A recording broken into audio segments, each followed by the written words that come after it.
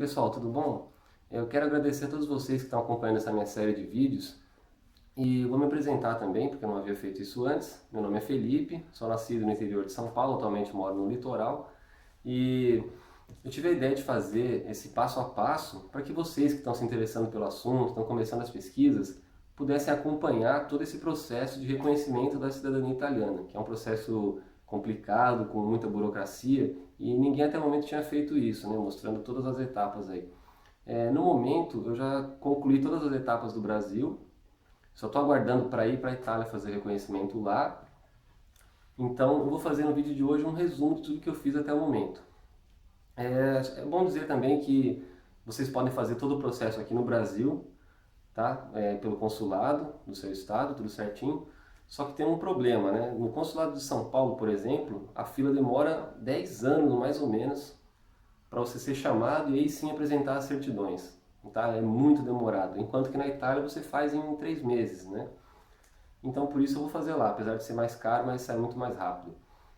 Pois bem, então sobre a cidadania italiana, eu quero começar dizendo um pouco sobre a legislação. O que a legislação italiana diz? Primeiro, existem algumas formas de obter a cidadania italiana, mas no caso de nós que somos descendentes de italiano, ela diz que filho de italiano é italiano, então não há limite de gerações. Se seu trisavô, seu bisavô, seu avô era italiano, não importa, a cidadania segue sendo transmitida. Só existem dois fatores que excluem o direito à cidadania italiana, e são eles: a naturalização e se houver uma mulher na linhagem de transmissão da cidadania. A naturalização é se o imigrante chegou da Itália, veio para o Brasil e se naturalizou brasileiro, automaticamente os filhos que nasceram após essa naturalização perdem o direito à cidadania italiana. E no caso das mulheres, é que antes de 1948 elas não tinham o direito de transmitir a cidadania aos seus filhos. Só depois que entrou em vigor a Constituição Italiana de 1948 que as mulheres ganharam, entre outros direitos, o direito a transmitir a cidadania aos seus filhos. Então, se há uma mulher na sua linhagem de transmissão entre você e o imigrante italiano, só tem que ficar atento ao seguinte: se o filho dessa mulher da sua linhagem, nasceu após 1948, tá? Então, todos os filhos de mulher italiana que nasceram depois de 48 podem ter a cidadania. E então, sabendo disso, como é que eu posso provar ao governo italiano, o qual vai me conceder a cidadania italiana, que eu sou mesmo descendente de um cidadão italiano? Da mesma forma que nós provamos que somos filhos dos nossos pais, através dos registros e das certidões. Então, partindo disso, quando a gente sabe que tem um ascendente italiano na família, nós partimos então para a reunião das certidões. E foi isso que eu fiz. Para começar, eu já sabia, né? Porque tem alguns parentes meus que já têm a cidadania reconhecida, então isso facilitou bastante, né? No meu caso, porque com isso eu já sabia onde estavam as certidões, já sabia onde estava a certidão do antenato. Então, para vocês que estão começando agora, o primeiro passo que tem que ser dado é conseguir localizar e obter no mínimo uma cópia da certidão de nascimento do antenato. Lembrando que pode ser também a certidão de batismo no caso daqueles que nasceram antes de 1870, mais ou menos, que ainda não faziam registros civis, era registro de batismo na igreja. Então, partindo dessa certidão do antenato, que a gente vai começar a reunir as outras certidões, que são elas, né, a certidão de nascimento, casamento e óbito. E essas certidões que vão construir aí a sua árvore genealógica, digamos assim, para que o governo italiano possa ver que você é mesmo descendente de um italiano. E isso foi o que eu fiz a seguir. O meu caso é um pouco raro porque todas as certidões de nascimento, casamento e óbito, desde mim até o antenato italiano, foram emitidas no mesmo cartório aqui no Brasil. Um outro caso que eu também tive sorte é porque, como alguns parentes meus já têm a cidadania reconhecida, as retificações necessárias nesses registros já haviam sido feitas por eles. Eles tiveram que fazer via judicial, porque administrativa é para casos mais simples, né? E no caso, o meu antenato italiano, ele teve 2 nomes omitidos nos registros no Brasil. Ele tinha 4 nomes, né? Nome composto e tudo. Aqui no Brasil, abreviaram para 2, ele só ficou com o nome e sobrenome. Então teve que ser incluído isso em todas as outras certidões, de casamento dele, de nascimento do meu bisavô e tudo, né? O meu antenato era meu trisavô, como vocês já devem saber. E as retificações de registro são muito importantes para o governo italiano não ter dúvidas quanto à legalidade dos seus documentos e ao seu direito de ter a cidadania italiana. Então as datas têm que ser compatíveis, data de nascimento, com de casamento e tudo mais. e os nomes também. Alguns casos, como por exemplo, o italiano que chega no Brasil como Giuseppe, e aqui na certidão de casamento dele, por exemplo, é registrado como José. Esse caso é tolerável para a maioria dos comunes italianos, tá? Para a maioria das cidades italianas onde a gente vai fazer reconhecimento lá. Porque isso era comum. Mas assim, sobrenome, a maioria dos casos tem que estar certinho, tem que estar igual. Vocês têm que consultar a cidade onde vocês forem fazer o reconhecimento lá na Itália, porque algumas são mais rígidas do que outras. Mas erros muito grandes, como no caso do meu antenato, que perdeu 2 nomes aí nas certidões do Brasil, foi preciso fazer retificação. A retificação é feita através de um pedido, né? Você tem que entrar com o advogado, ele abre um processo, depois o juiz autoriza e é feita uma averbação, que é uma anotação abaixo do registro lá, de onde parte as certidões, e essa averbação é incluída nas certidões quando você pede ela inteiro teor. Tá?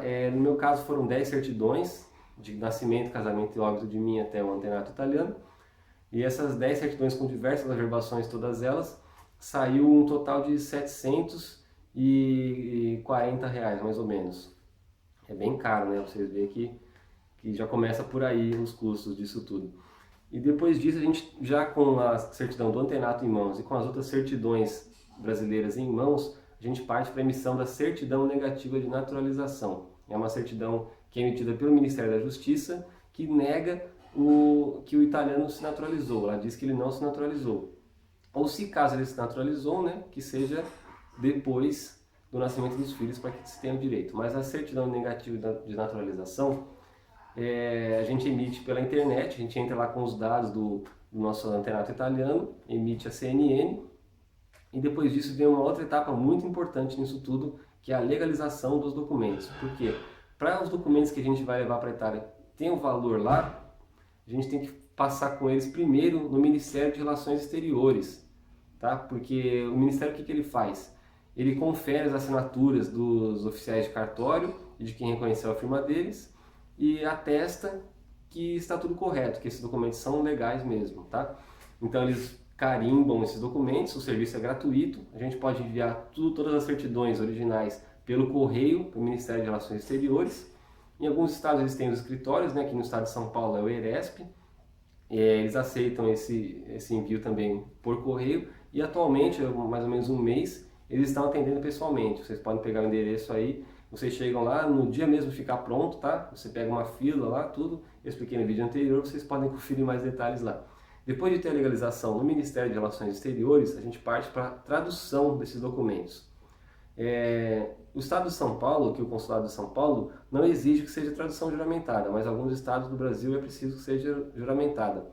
A tradução juramentada é feita por um tradutor juramentado, que é uma pessoa que é reconhecida, né? E ela tem um registro, tudo certinho, uma tradução legal. E se o seu consulado não precisar, e você mesmo souber italiano muito bem, você pode fazer a tradução por conta própria. Mas você tem que lembrar que essa tradução tem que ser muito fiel ao documento, porque lá na Itália ela vai ser transcrita para o livro de registros. Então o oficial lá na Itália tem que entender perfeitamente o que está escrito aí. Tem que ser muito fiel mesmo, né? Depois que a gente tem todos os documentos legalizados no Ministério de Relações Exteriores e traduzidos, vem a próxima etapa, que é o que eu tive muita sorte também, que é a legalização no consulado, tá? Não tem que ser o consulado de jurisdição do seu estado, aqui os consulados de São Paulo, no estado de São Paulo, e aí começa o problema para muita gente. O que acontece? Para poder fazer essa legalização, a gente tem que agendar uma data lá em um horário no consulado. E isso é muito difícil porque são milhares de pessoas querendo ser atendidas, para no caso do consulado de São Paulo, para 2 guichês para atendimento. Então vocês imaginam o caos que é isso, né?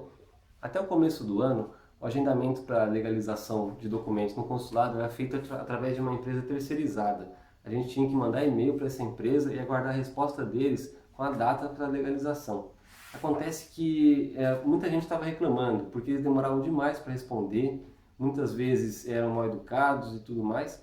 Então o governo italiano resolveu mudar para um outro sistema. Hoje em dia é o sistema de agendamento online. A gente tem que entrar no site do consulado, fazer um cadastro lá na página própria e agendar por lá.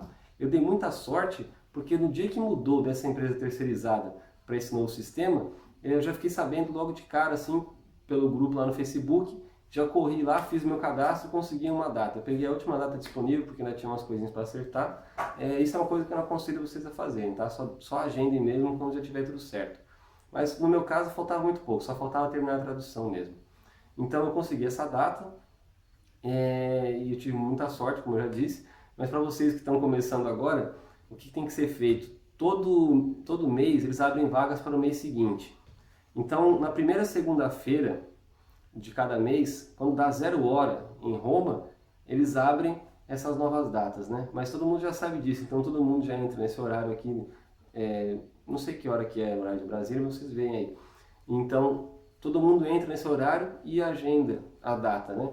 E como são poucas vagas para muitas pessoas, a maioria das pessoas não consegue agendar e tem que esperar para o mês seguinte. Isso está gerando muito transtorno também. Mas então, no meu caso, eu consegui a data, fui no consulado e lá tudo é muito eficiente, tá? Você chega, rapidamente já é atendido, o serviço é rápido lá. E só que o problema é o pagamento que a gente tem que fazer, né? As taxas para legalização são bem caras. A legalização no consulado nada mais é do que uma conferência lá dos documentos, tá? O funcionário confere tudo, vê as traduções. Então ele pega todas as certidões, mais a CNN, todas as traduções, e carimba elas e cola também um adesivo. Só para isso, no meu caso que eram 10 certidões mais a CNN, ficou em R$ 870 mais ou menos. Então vocês veem aí quanto que eu gastei só com as certidões, né? Porque além disso teve a tradução também. Eu fiz tradução juramentada, porque é mais garantido, e só a tradução foi R$ 1.000 de tudo. Então, só com certidões, você já vê quanto que eu gastei, foi bem caro. E agora é isso, pessoal. Acabou isso, é só ir para a Itália, tá? Aí começa a outra etapa. Eu vou deixar para falar dela conforme as coisas forem acontecendo, vou continuar passo a passo. Vou continuar fazendo vídeos até ter a cidadania em mãos. E além disso também, vou mostrar curiosidades de lá, o que eu puder mostrar na Itália eu vou mostrar para vocês. Tá? Então pode deixar suas perguntas aí nos comentários que eu vou responder na medida do possível. E quero agradecer a todos que estão acompanhando mais uma vez. E é isso, pessoal. Boa sorte a todos nós. Até a próxima.